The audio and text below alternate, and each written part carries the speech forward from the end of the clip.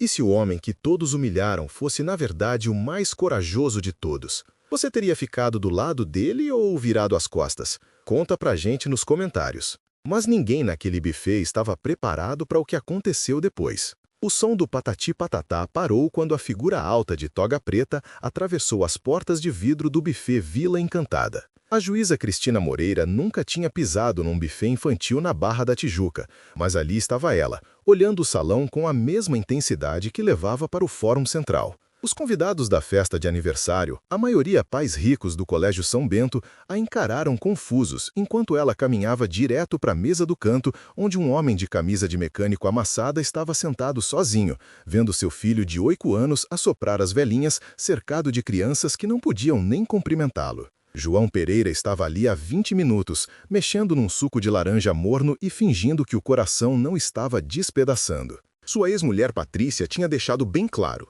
Ele podia vir na festa de aniversário do Rafael, mas não era bem-vindo na mesa principal. Não podia aparecer nas fotos. Estava ali só por obrigação legal, mais nada. Mas quando o salto da juíza Cristina ecoou no piso de cerâmica, carregando um documento oficial nas mãos, todo mundo naquele buffet estava prestes a descobrir que às vezes a justiça tem um jeito de corrigir as coisas erradas nos lugares mais inesperados.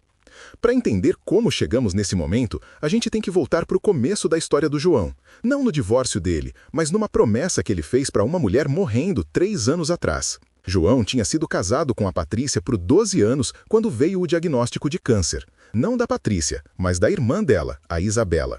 Isabela tinha 27 anos, era solteira e estava lutando contra um câncer de mama em estágio 4, com aquela determinação feroz que corria na família.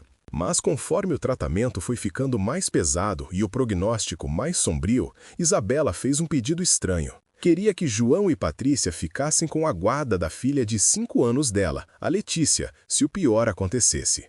Me promete, João, ela sussurrou da cama do hospital, a mão dela agarrando o pulso dele com uma força surpreendente. Me promete que a Letícia não vai parar na FEBEM. Me promete que ela vai ter uma família de verdade. João prometeu sem pensar 2 vezes.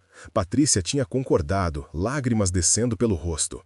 Eles iam dar para Letícia o amor e a estabilidade que ela merecia. Iam ser a família que Isabela não ia viver para dar. Mas quando Isabela morreu 6 meses depois, alguma coisa mudou na Patrícia. A dor, a responsabilidade repentina de criar 2 crianças, a pressão financeira, tudo virou demais. Patrícia começou a se ressentir da promessa que tinham feito. Começou a se ressentir da presença da Letícia na casa deles. E devagar, inevitavelmente, começou a se ressentir do João por manter a palavra. Ela nem é do nosso sangue, Patrícia falava durante as brigas que foram ficando cada vez mais frequentes. A gente tem nosso próprio filho para pensar. João olhava a Letícia brincando com o Rafael, vendo como eles tinham se conectado naturalmente como irmãos e não conseguia entender como a Patrícia tinha esquecido da menininha chorando no velório da mãe, segurando um ursinho de pelúcia que ainda cheirava ao perfume da Isabela. Os papéis do divórcio chegaram numa terça-feira. Patrícia queria a guarda total do Rafael e deixou bem claro que a Letícia não fazia parte do pacote. Ela já tinha ligado para o conselho tutelar. Letícia ia virar pupila de Estado enquanto rolava a briga pela guarda. João lutou. Lutou mais do que tinha lutado por qualquer coisa na vida. Pegou hora extra na oficina para pagar um advogado. Documentou cada reunião da escola, cada consulta médica, cada história na hora de dormir. Tinha fotos da Letícia e do Rafael fazendo cabaninha de lençol, fazendo panqueca no domingo de manhã, lendo juntos no sofá. Mas a Patrícia tinha vantagens que o João não tinha. Era gerente de marketing com salário de 6 dígitos. Morava num condomínio fechado na Barra.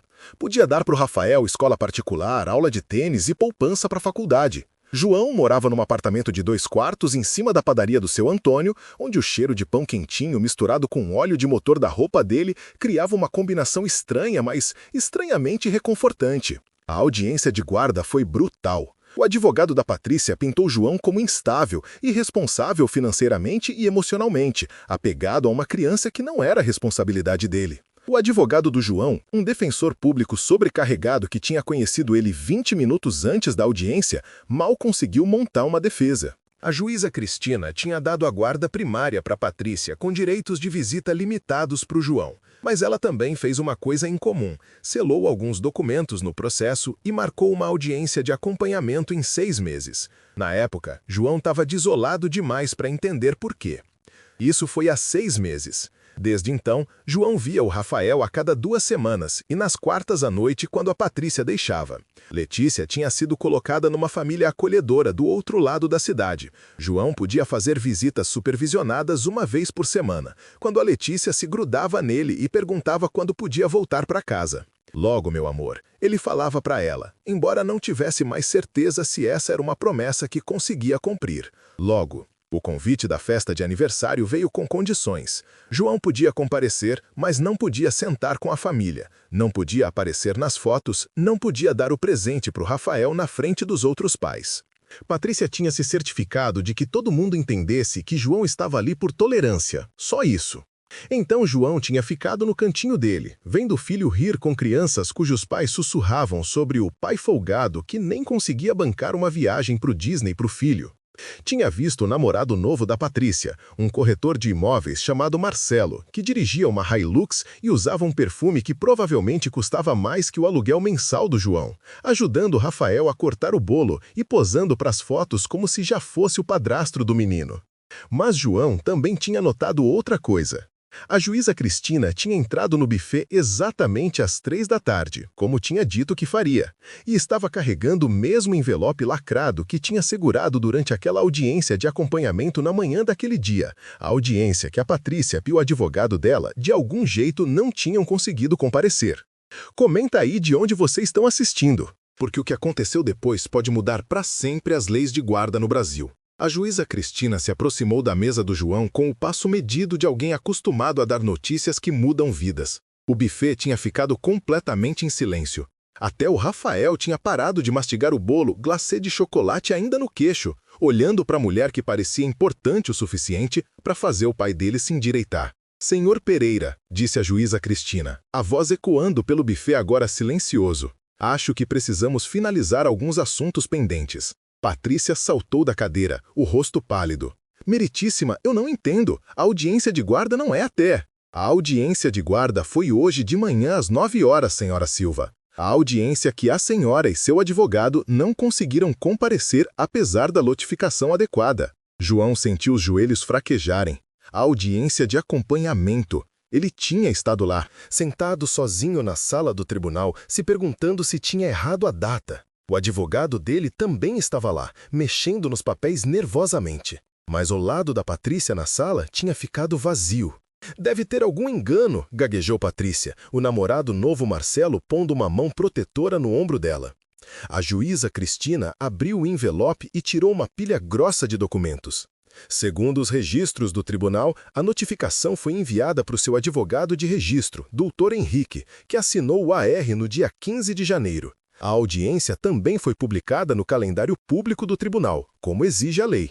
O coração do João começou a acelerar. Ele lembrou daquela manhã, sentado na sala vazia enquanto a juíza Cristina revisava processo após processo.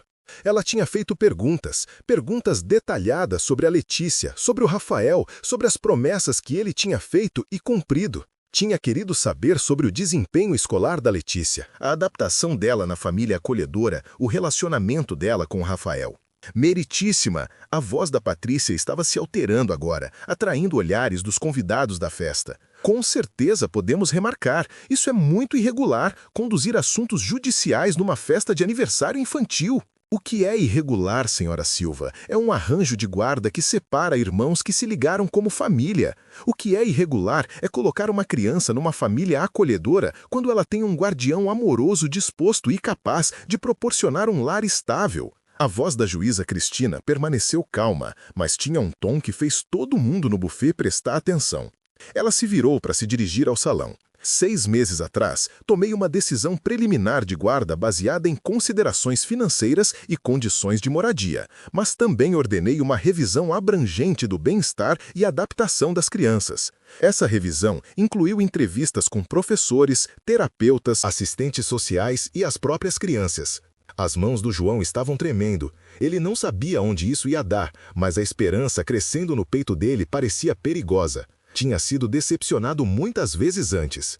As descobertas foram claras, continuou a juíza Cristina, tirando outro documento. Letícia Pereira, apesar de não ser filha biológica do Sr. Pereira, mostra angústia emocional significativa quando separada tanto dele quanto do Rafael. Rafael Pereira mostra sinais de ansiedade e mudanças comportamentais consistentes com trauma de separação entre irmãos. Ambas as crianças expressaram repetidamente o desejo de permanecer juntas sob os cuidados do Sr. Pereira. Patrícia estava discando freneticamente no celular, presumivelmente tentando contatar o advogado. Marcelo tinha passado de protetor para nervoso, claramente desconfortável com o drama legal se desenrolando no que deveria ser uma festa de aniversário simples. Além disso, disse a juíza Cristina, a voz ficando mais forte, minha investigação revelou que a senhora Silva fez declarações a funcionários da escola e dos serviços sociais indicando sua falta de disposição para manter qualquer relacionamento entre Rafael e Letícia, apesar do vínculo estabelecido como irmãos. A juíza tirou um gravador.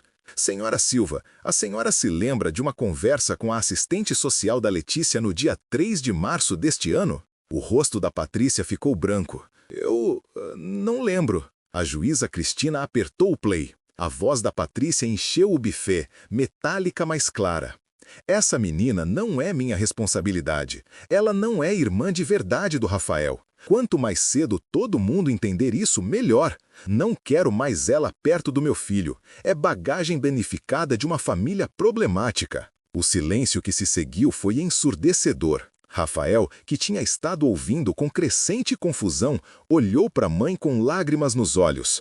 Mamãe, você disse que a Letícia estava na Disney. Você disse que era por isso que ela não podia vir na minha festa. João sentiu alguma coisa se romper no peito. Todos aqueles meses de visitas supervisionadas, da Letícia perguntando por que não podia voltar para casa, do Rafael perguntando onde a irmã tinha ido, todas aquelas mentiras. A juíza Cristina guardou o gravador.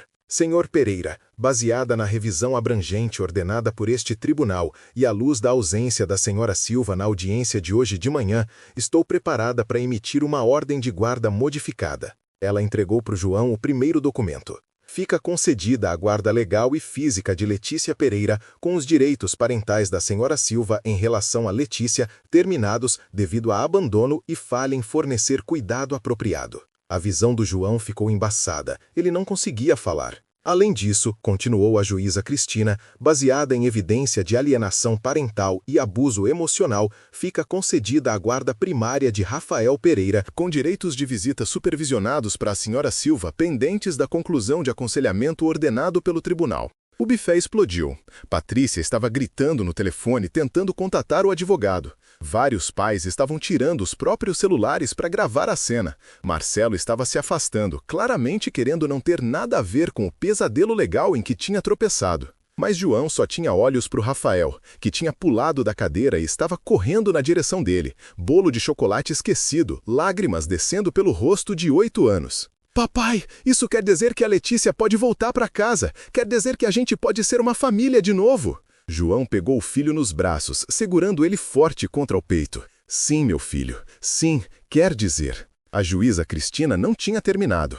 Senhor Pereira, tem mais uma coisa. O tribunal também revisou sua situação financeira e determinou que a senhora Silva deve uma pensão significativa pelos cuidados da Letícia durante o período de separação. Além disso, ela será responsável pelas despesas terapêuticas da Letícia e o custo do aconselhamento de reunificação para ambas as crianças. Ela entregou outro documento. Esta é uma ordem liberando a Letícia do acolhimento familiar imediatamente. A assistente social dela está esperando lá fora para trazê-la até você. João olhou para cima através das lágrimas para ver uma figura familiar na entrada do buffet. Doutora Santos, a assistente social da Letícia, estava segurando a mão de uma menina pequena de rabo de cavalo e vestido rosa. Letícia ouviu e se soltou, correndo pelo buffet mais rápido do que ele já tinha visto ela se mover.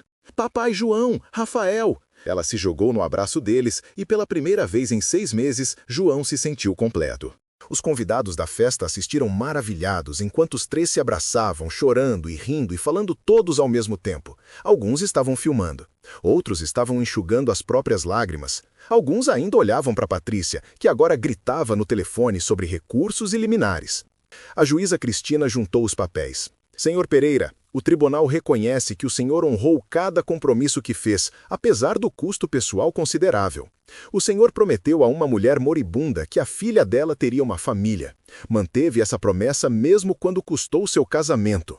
Lutou por ambas as crianças, mesmo quando o sistema parecia estar contra o senhor.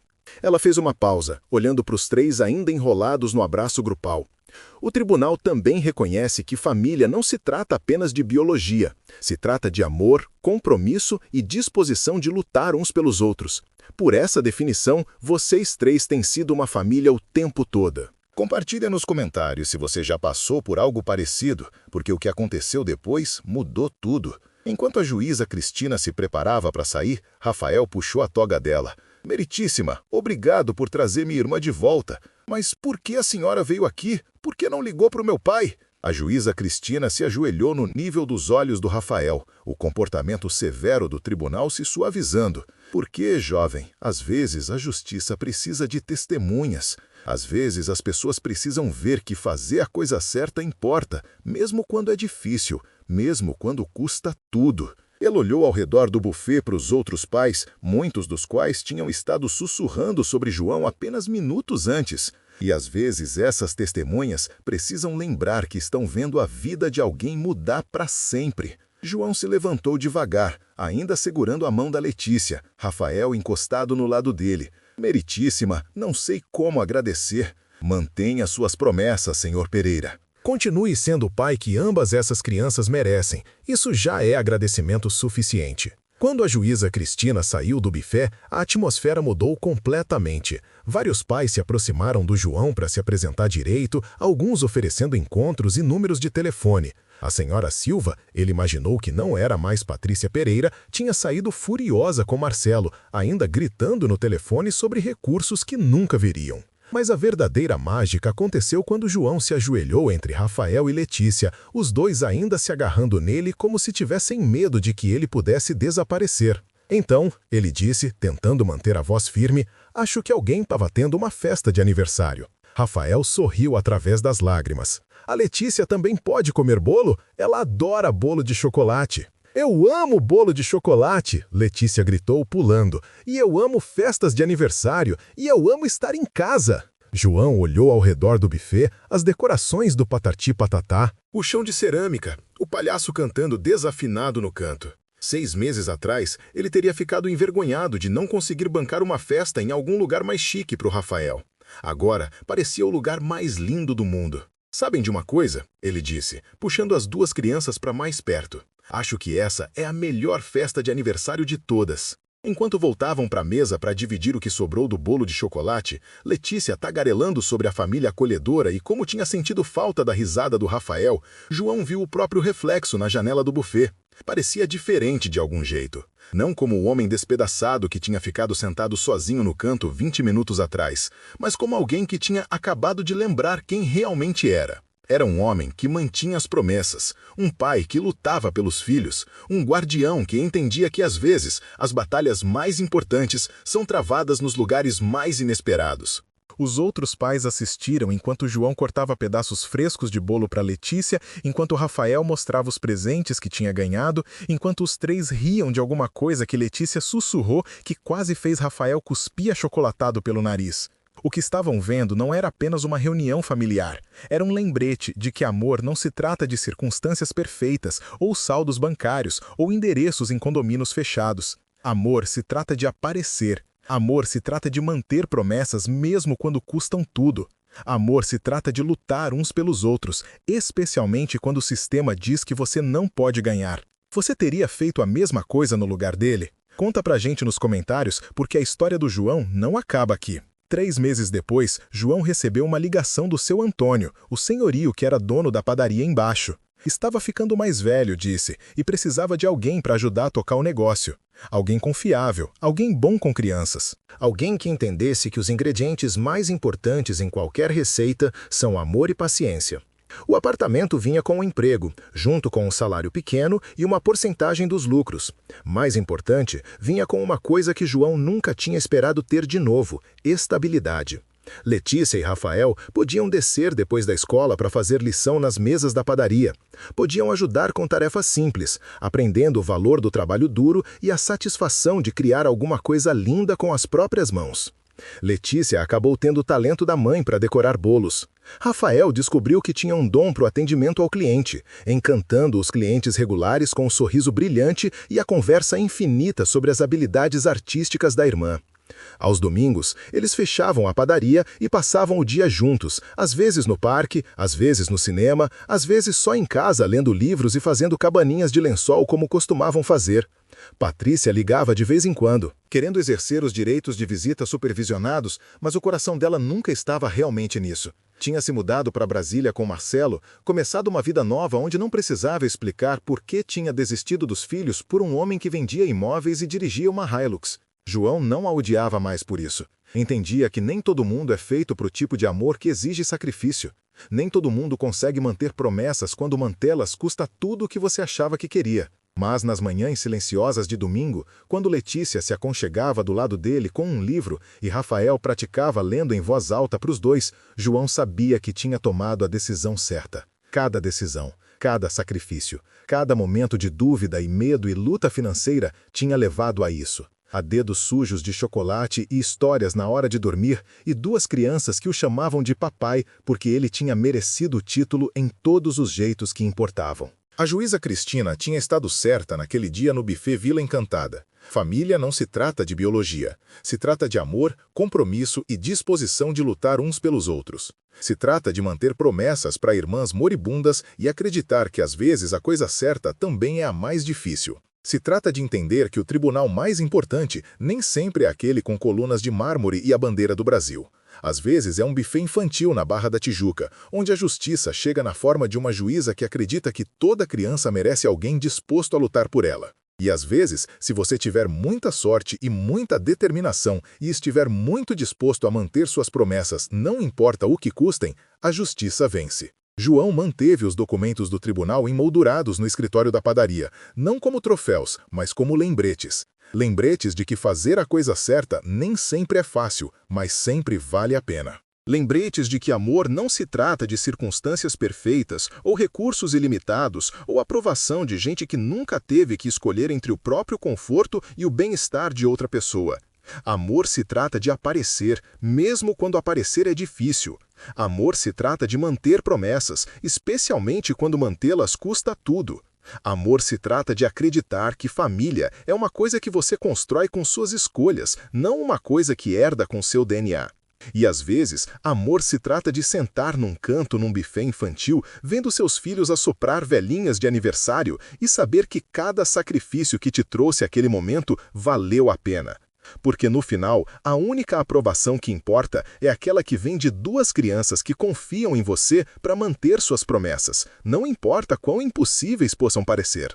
Aquela que vem de ser o herói de alguém, não porque você é perfeito, mas porque quando mais importou, você escolheu amor ao invés de conforto, promessas ao invés de conveniência, e família ao invés de tudo mais que o mundo disse que era mais importante. Se inscreve para mais histórias poderosas como essa e clica no vídeo na tela para assistir a próxima, com uma reviravolta tão poderosa que você nunca vai esquecer.